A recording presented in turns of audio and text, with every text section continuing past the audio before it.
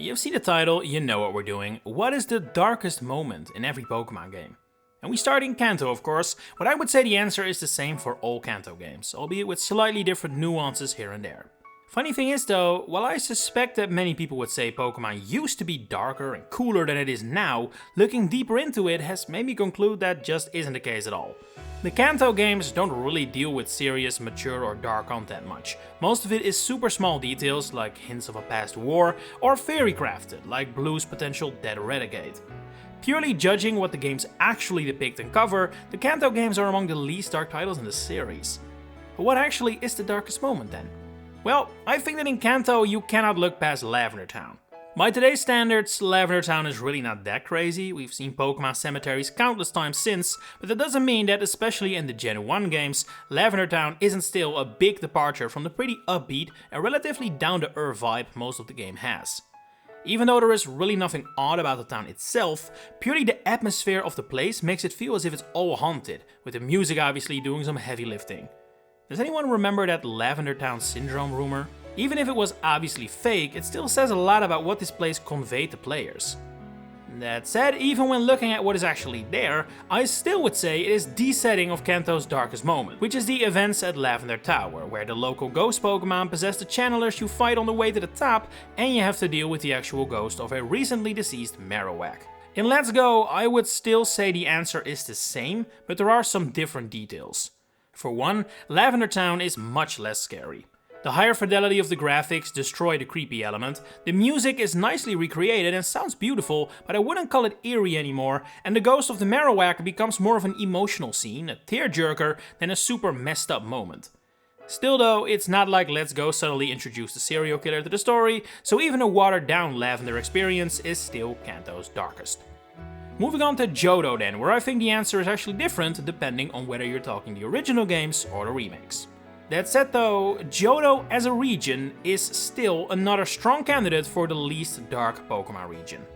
I don't think a single moment happens in these games that I would truly call dark. I think Game Freak felt like they tackled the topic with Lavender Town and so stayed away from it for the sequel.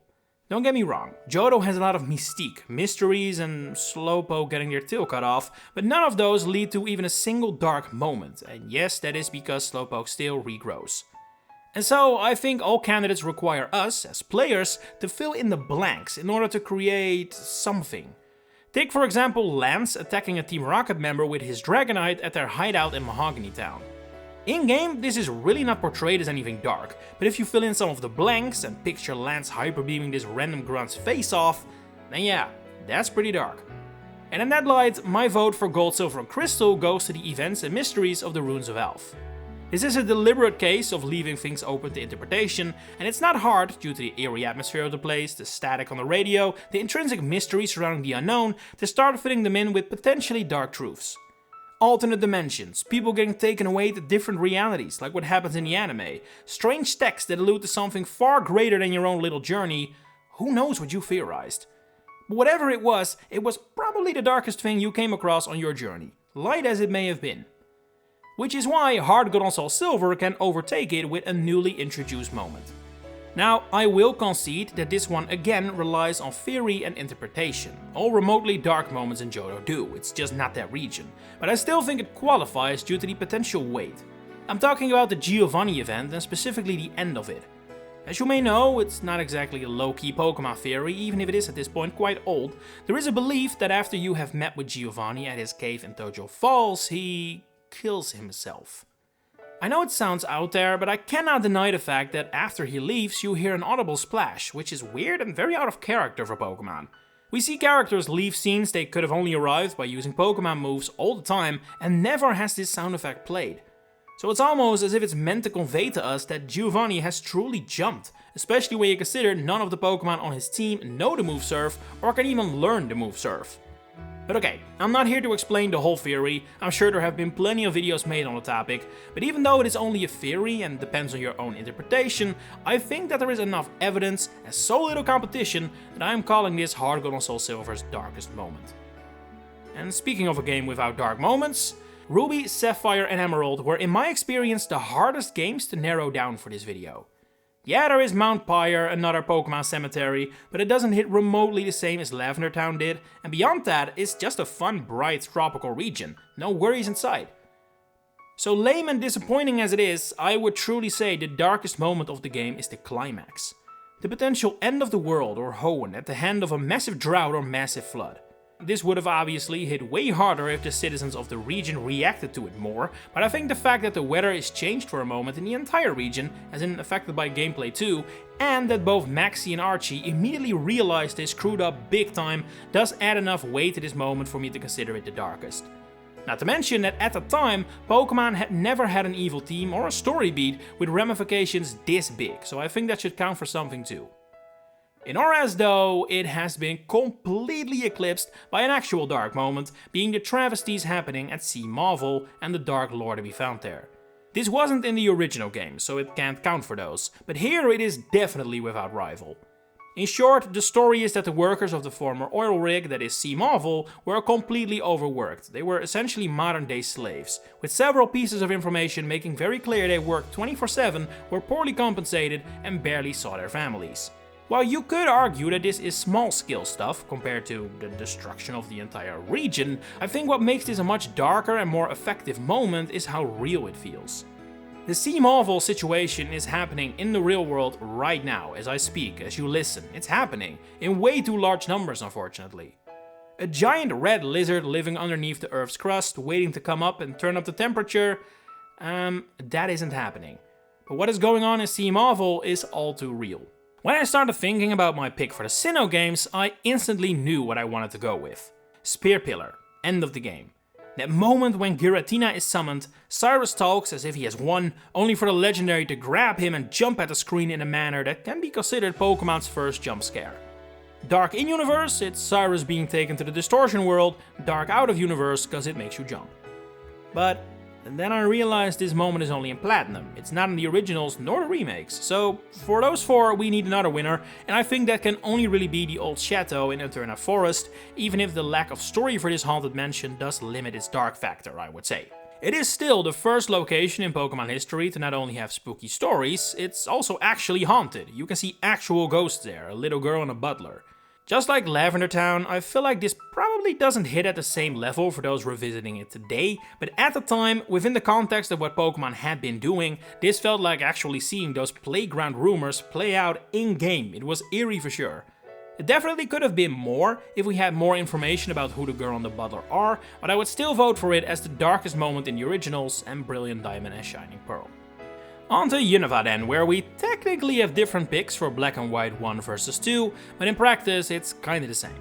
For both titles there is some minor competition in the form of the Ghost on Marvelous Bridge and the Strange House, i.e. the respective game's creepy moments, but since there is so little to go off there, I think we have to go with the moment Ghetsis denounces N as his son during the climax of the two games. It's a moment that doesn't necessarily hit as dark as it is happening, because there are bigger things at play than the interpersonal relationship between Ghetsis and N, but it's obvious looking back that there is no rival for this. Now, I do think that Black and White 2's version is certainly harsher and darker, especially if you consider the fact that Ghetsis tries to impale you using Kyurem's icicles, but nonetheless I think both moments are easily the darkest in their respective games, and especially Black and White 2's version, down to Ghetsis calling N a freak, is up there as one of the series' darkest in general. It's not like you can miss it after all, it's a story moment, and just like Sea Marvel, it is painfully real. Moving on to X and Y, I think this is a very difficult game to pick a winner for. Even though Lysander is technically spending most of his days in X and Y trying to eradicate everything he doesn't view as beautiful, something you could certainly parallel to one of history's most darkest moments, I feel like based on what's happening in-game, this shouldn't be the winner. Team Flare is way too whimsical and flashy for their dark plans to really hit, even if factually, this is without a doubt the darkest element of X and Y. That also has to do with the fact that the ghost girl of Lumio City is so storyless. But man, this one moment lit up the Pokemon creepy fairy space again like it was the 90s. I would argue it is Pokemon X and Y's most impactful moment even.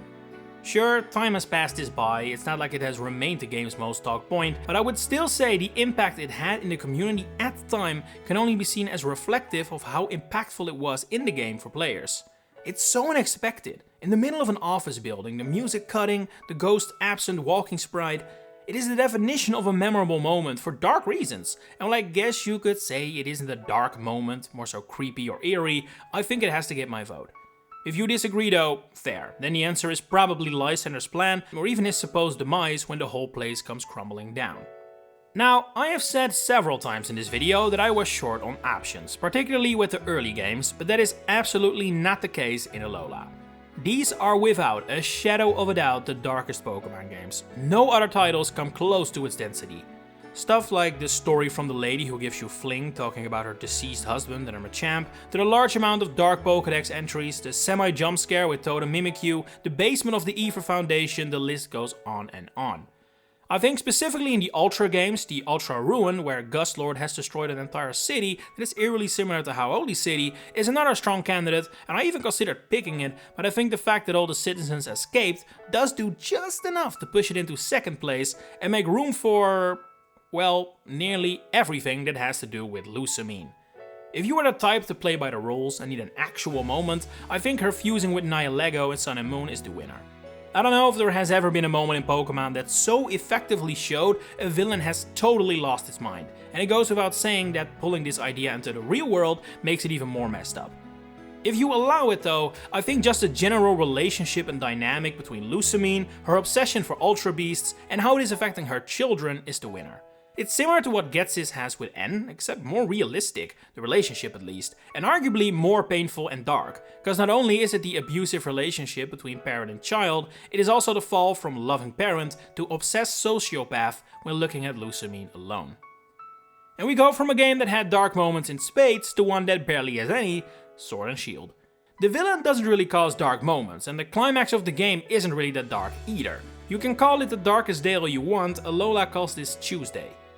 And you know a Pokemon game isn't dark when even the ghost girl of the region isn't really that dark. It's more sweet how you deliver a posthumous letter to an old friend. And yet, I still think it is probably the darkest moment, through the sheer power of implication that a child died at a painfully young age. Considering its competition is literally nothing more than fossil Pokemon being reassembled in the wrong way, and the potential of Sharpedo hunting after you if you sail through the Isle of Armor, I think it's legit still as dark as Sword and Shield gets. Even though Legends Arceus is certainly taking on a generally much darker time of the Pokemon timeline, when you look at actual moments, it's surprisingly low on them. And it goes without saying that we cannot count you getting your butt kicked by the local alpha Pokemon. That can happen, but it doesn't have to happen, even if the implication can be considered dark. Same with the idea that the player and Ingo never return home and are stuck in the past. However, that is only an implication, and one that has probably been softly disproven thanks to Legends CA. And so, my pick is something that kinda ties into the dangers of the untamed wilds of Hisui in a way that is certainly a story moment. When you, as the player, have been ousted from Jubilee Village by Kamado. In the game, this is definitely presented as a bit of a painful moment, with you having to walk out of the town yourself while people whisper at you, question your loyalty, and basically just treat you like a pariah. It does also have a bit of a high school movie where the whole school is whispering while the awkward kid roams the halls vibe, but if we take it out of that context, keep in mind what's happening here. A young guy or girl is kicked out of what is pretty much the only civilization in Hisui and forced to fend on their own in the wild, which in practice probably means they won't survive. The whole town knows that, yet accepts it despite everything you have done. That qualifies as dark, doesn't it? When it comes to Scarlet and Violet, I think we can keep things short.